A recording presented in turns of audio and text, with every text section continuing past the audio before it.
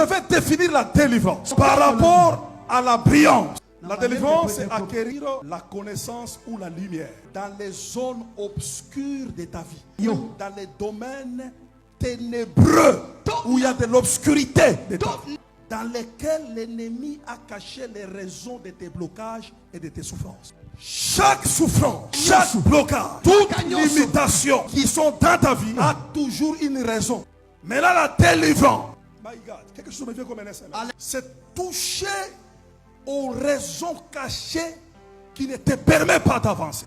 Pour dire, chaque problème a son secret. La délivrance, c'est toucher au secret de ton problème. Je lève ma main droite. Je déclare et je décrète. Je sais que tu souffres. Et tu as une grande destinée. À partir de ce soir, le Dieu des esprits des prophètes, il va amener une lumière dans ta vie.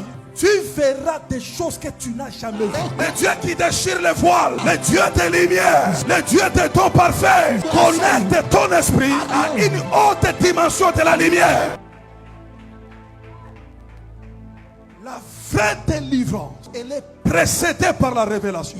Quand tu es dans le sommeil, il n'y a pas un moment où l'ennemi sème des choses qui détruisent ta brillance comme le temps de ton sommeil. Parce que ton sommeil, c'est le temps de ton inconscience. L'ennemi en profite pour mettre dans ta vie des choses qui peuvent bloquer ta brillance. Aimez ce verset, hein? La Bible dit, réveille-toi, lève-toi, ne te laisse pas endormir. Il y a des gens qui dorment la nuit. Il y a des gens qu'on fait endormir la nuit. Dis à ton voisin, tous les sommeils ne sont pas des sommeils. On ne peut pas prier si on ne maîtrise pas les esprits de la nuit. La nuit a des esprits. Quand il fait noir, ce n'est pas seulement la couleur. C'est tout un appel intense des activités des esprits sous les humains. C'est pourquoi celui qui veut prier, il doit se réveiller. Si tu n'as pas vaincu les esprits de la nuit, tu ne peux pas prier. Quand la vie est coincée, si tu n'es pas satisfait de ta santé, l'ingénieur connaît la machine qu'il a inventée. Le créateur connaît sa création. Celui qu'on appelle Raboum. Celui qui a la maîtrise sur les choses. Il y a quelqu'un qui maîtrise les choses. Il maîtrise les zones éclairées et non éclairées. Il est le maître des temps et des circonstances. Il s'appelle Jésus de Nazareth. Il est le maître de la vie. Il n'y a personne qui maîtrise la vie comme Jésus. Si la vie est coincée, n'allez pas chez les médecins, n'allez pas chez les psychologues. Je connais une adresse. Le maître de la vie, c'est Jésus de Nazareth. Il maîtrise les choses. Il monte sur les liquides devient solide. Il marche sur les eaux. Et les hommes qui ne sont pas les maîtres de la vie, ils lui disent, est-ce que tu es fantôme? Je ne suis pas fantôme, mais je suis le maître sur toutes les choses. Il parle à la tempête au pays. Et qui est celui-ci qui peut parler à la tempête? Oui, lui peut parler à la tempête parce qu'il est le maître des choses. S'il y a des choses qui t'échappent, tu ne sais pas les expliquer, tu ne sais pas les maîtriser dans ta maison, dans ta santé, dans ton foyer, des phénomènes bizarres, inexplicables. Tu vis une vie de mystère. Je connais un maître. Je connais un maître. Oh, il y a des maîtres dans la physique. Il y a des maîtres en médecine. Il y a des maîtres avocats. Mais ce soir, je parle du maître de la vie. Le maître de la vie, il s'appelle Jésus.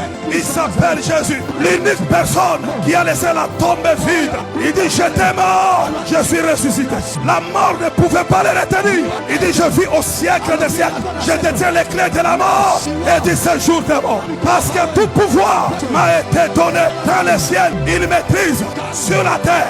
Il maîtrise dans les eaux. Il maîtrise sous la terre. Il maîtrise les affaires de ta famille. Il maîtrise les affaires des organes compliqués. Il maîtrise Odakamate. Même tes chevelus, il sait les compter. Il les maîtrise dans les domaines de la mort. Il les maîtrise. Jésus, c'est un grand maître. Il maîtrise. Je dis à quelqu'un ce soir, Jésus ne peut pas échouer ta vie.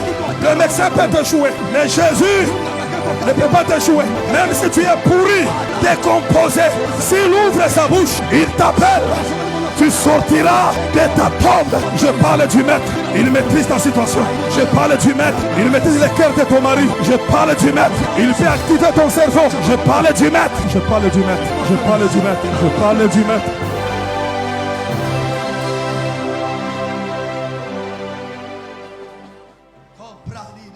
Expose-toi devant la puissance de Dieu. Dieu a une main invisible mais réelle. Il peut te toucher Parce que la distance n'est pas un obstacle. Ah. La puissance de Dieu va te localiser là où tu es. Protocole, attention, il y a quelqu'un qui sera libéré maintenant. Maintenant. Il va pousser les cris. J'entends un cri. Libéré. J'entends un cri. Et qui va libérer quelqu'un. Un esprit d'une femme sort par la bouche. Je vois quelque chose qu'il a mangé. S'il faut vomir, vomit. 1, 2, 3, 4, 5, 6, 7. Allez, libérez. Montez, je dis montez par la bouche. Tu dois sortir par la bouche.